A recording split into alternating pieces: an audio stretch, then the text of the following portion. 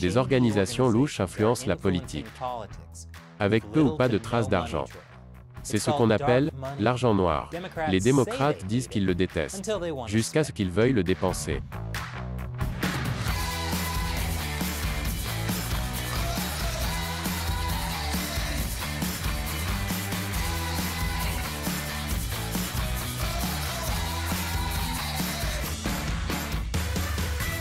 Bienvenue à l'émission Amérique dévoilée, je suis Chris Chappell. L'argent noir. On l'appelle ainsi lorsque les politiciens reçoivent des dons de groupes tels que des organisations à but non lucratif. Ça n'a pas l'air d'être un problème, mais contrairement aux organisations politiques, les organisations à but non lucratif n'ont pas besoin de divulguer leurs propres donateurs. Ce qui signifie que nous ne savons pas qui donne vraiment l'argent aux politiciens. C'est comme quand vous découvrez que votre pizzeria préférée est en fait une couverture pour Big Cheese. Pendant plus d'une décennie, les démocrates ont parlé de vouloir retirer l'argent noir de la politique. En fait, ils en parlent encore. Cela permettrait de retirer l'argent noir de la politique, de créer des cartes de district plus justes et de mettre fin au gerrymandering partisan. Mais alors que les démocrates ont décrié l'argent noir pendant des années, ils l'ont quand même utilisé pour gagner l'élection de 2020. Ce qui est choquant. Non pas qu'ils aient sapé leurs propres valeurs. Tous les politiciens font cela. Ce qui est choquant, c'est que les démocrates ont été efficaces pour faire quelque chose pour une fois. Joe Biden a eu un avantage financier considérable sur Donald Trump dans les derniers mois de la campagne de 2020. C'est en partie grâce au soutien supérieur des super PAC et des groupes d'argent noir. Cependant, certains démocrates pourraient faire valoir qu'il est bon d'utiliser l'argent noir, car il est plus diversifié et inclusif que l'argent non noir. La représentation est importante. De combien d'argent noir parlons-nous ? La seule candidature de Biden à la présidentielle a attiré 174 millions de dollars de contributions anonymes, soit plus de 6 fois plus que les 25 millions de dollars de Donald Trump. Comment fonctionne l'argent noir ? Eh bien, il n'y a pas de définition légale pour l'argent noir. Mais le terme fait généralement référence à l'argent qui ne passe pas par les canaux politiques officiels. Il peut être difficile ou impossible à retracer, ce qui permet aux donateurs de rester anonymes et de ne pas être soumis à des contraintes juridiques. C'est comme le Père Noël secret, sauf qu'il n'y a pas de limite de dépenses et que vous recevez quelque chose que vous pouvez utiliser. Parce que c'est de l'argent. Lorsque quelqu'un donne de l'argent à un candidat politique, un parti politique ou un comité d'action politique, ces groupes sont tenus par la loi de divulguer leurs donateurs et respecter les limites de contribution. Mais l'argent noir fait son chemin dans les élections de manière indirecte, par le biais d'organisations à but non lucratif et de sociétés écrans. Prenons un exemple. Un organisme à but non lucratif que nous appellerons l'organisation pas du tout une organisation politique. Elle est enregistrée auprès de l'IRS en tant qu'organisation d'aide sociale 5014 à but non lucratif. En tant qu'organisation à but non lucratif 5014, pas du tout une organisation politique, peut collecter des sommes d'argent illimitées auprès de particuliers et d'autres organisations pour des activités politiques, tant que la politique partisane n'est pas leur objectif principal. Et comme par hasard, l'IRS n'a pas défini ce que signifie « objectif principal ». Ainsi, parce que la pas du tout une organisation politique dit qu'elle n'est absolument pas une organisation politique. Elle peut contourner de nombreuses lois. Vous pouvez voir comment c'est un problème. Et les pays étrangers peuvent aussi utiliser l'argent noir pour essayer d'influencer nos élections. Il est illégal pour les ressortissants étrangers de faire des dons à des organisations politiques américaines, mais ils peuvent faire des dons à des organisations à but non lucratif comme pas du tout une organisation politique. Nous devons éliminer complètement les gros capitaux et nous assurer que l'argent noir étranger ne continue pas à polluer notre politique. Wow! C'est la seule fois où j'ai été d'accord avec un vieux blanc qui criait qu'il fallait sortir les choses étrangères et sombres de notre pays. Voici un autre problème avec l'argent noir. Il limite notre capacité à savoir qui ou quelle organisation finance quel candidat. Et c'est important, car nous savons tous que les politiciens peuvent être influencés par leurs donateurs. Quand il s'agit de leurs donateurs, les politiciens sont aussi impressionnables que des enfants. Et les enfants et les politiciens sont comme des éponges. Absorbants, sales, et la meilleure façon de les nettoyer est le micro-ondes. Les démocrates ont essayé d'interdire l'argent noir avec la récente législation sur les droits de vote, mais elle a échoué au Sénat. Mais pourquoi les démocrates essaient-ils d'arrêter l'argent noir s'ils en profitent ? Eh bien, parce que l'autre camp l'utilise aussi. Ils ont prétendu que l'argent noir était responsable de l'inclinaison des tribunaux à droite, de pousser des publicités trompeuses sur les démocrates et de leur législation. Mais est-ce que l'interdiction de l'argent noir aiderait maintenant les démocrates? Plus d'informations à ce sujet après la pause. Bienvenue à nouveau. Au début des années 2000, les démocrates ont dû faire face à une bataille difficile contre les républicains. À l'époque, les républicains étaient majoritaires et disposaient d'une infrastructure politique puissante. Les démocrates étaient particulièrement préoccupés par l'arrêt de la Cour suprême de 2010, Citoyens unis contre Commission électorale fédérale. Cet arrêt signifiait que les sociétés pouvaient essentiellement dépenser des montants illimités d'argent qui bénéficiaient à une campagne politique, tant qu'elle n'était pas coordonnée avec la campagne. Cela semblait être une victoire pour les républicains. À l'époque, ils avaient le soutien de milliardaires comme les frères Koch, qui étaient passés maîtres dans le jeu d'influence de l'argent noir. Alors la solution des démocrates? S'en tenir à la morale et éradiquer la corruption? Pas du tout. Ils ont créé leur propre club de riches donateurs de gauche, capables de rivaliser avec les frères Koch. C'est ainsi qu'est née l'Alliance pour la démocratie. L'Alliance soutient des groupes de gauche comme l'Amérique Vote, qui vise à inscrire les électeurs.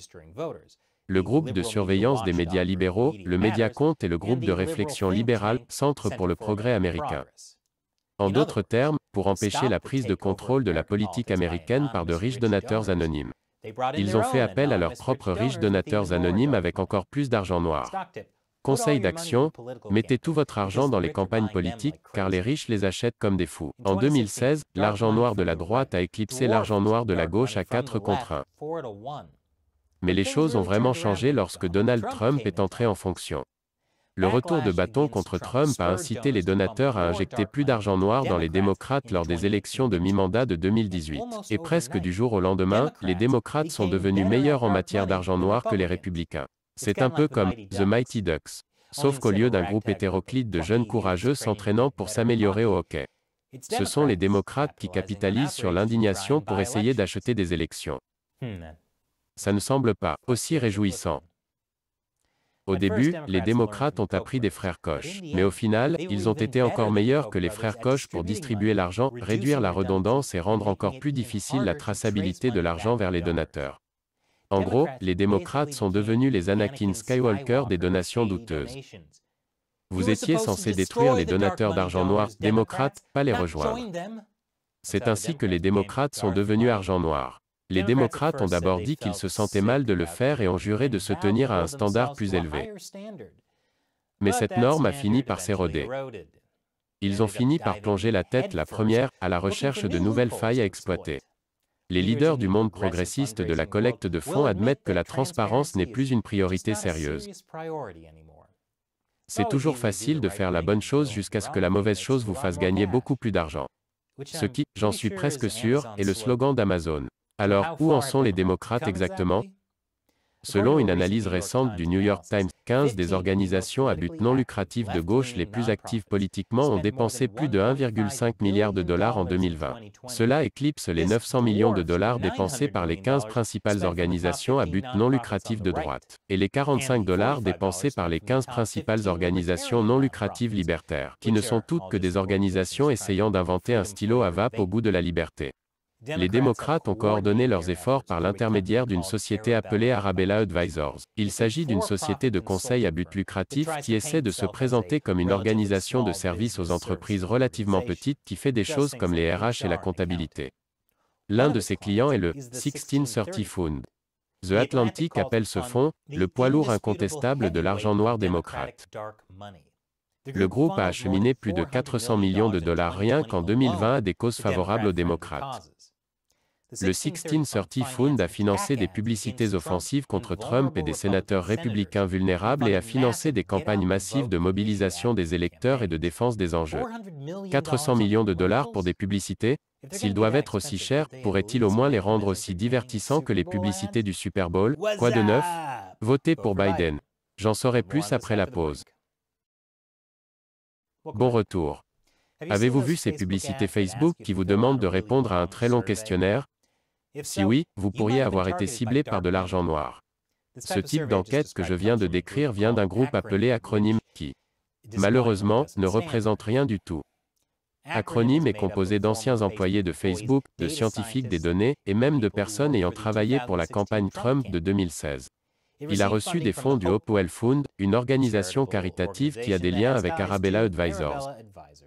Acronym a coopté la fonction de publicité politique sur Facebook pour effectuer des tests de messages de persuasion en temps réel, afin d'avoir une idée de la façon dont les électeurs réagissent aux publicités lorsqu'ils les voient.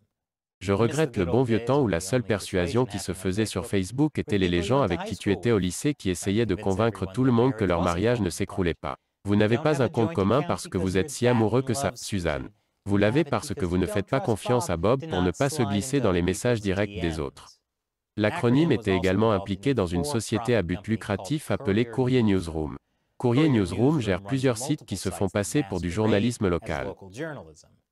Elle se présente comme une société de médias progressiste qui investit dans le journalisme local dans tout le pays. Mais elle ne se contente pas de soutenir les informations locales. Elle a placé des publicités sur Facebook pour promouvoir des politiques libérales, attaquer Donald Trump et soutenir les démocrates qui se présentent aux élections. Dans un mémo interne, Courrier Newsroom affirme être une société d'information avec un point de vue honnête. Mais elle affirme également que son objectif ultime est d'informer, de persuader et de mobiliser des publics clés pour faire avancer les causes progressistes. Courrier Newsroom agit davantage comme une opération politique clandestine camouflée en journalisme que comme une véritable salle de presse. Par exemple, en 2020, ils ont spécifiquement ciblé les électeurs dans les swing states. Pourtant, parce que Courrier est organisé comme un média, il n'a pas à divulguer ses donateurs ou l'argent total qu'il dépense pour promouvoir les politiciens démocrates. Cela brouille les lignes entre la défense d'une campagne et une salle de presse. C'est le front le plus ennuyeux de tous les temps. Au moins, quand la mafia a une façade commerciale, vous pouvez en tirer quelques spaghettis décents. Mais ce type d'opération d'argent noir a mis les démocrates dans une position délicate. Selon Vox, le lancement de la salle de presse du Courrier a fait sourciller certains. S'il s'agissait d'un agent républicain déclarant sa stratégie de cette manière, beaucoup de démocrates l'auraient probablement critiqué. La réaction de la gauche a donc été un peu gênante.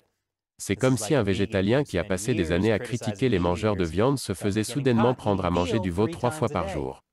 Maintenant que vous y avez goûté, il est difficile d'abandonner, n'est-ce pas? Alors qu'en pensez-vous? L'argent noir devrait-il être banni de la politique? Et si oui, qui aurait le plus à perdre?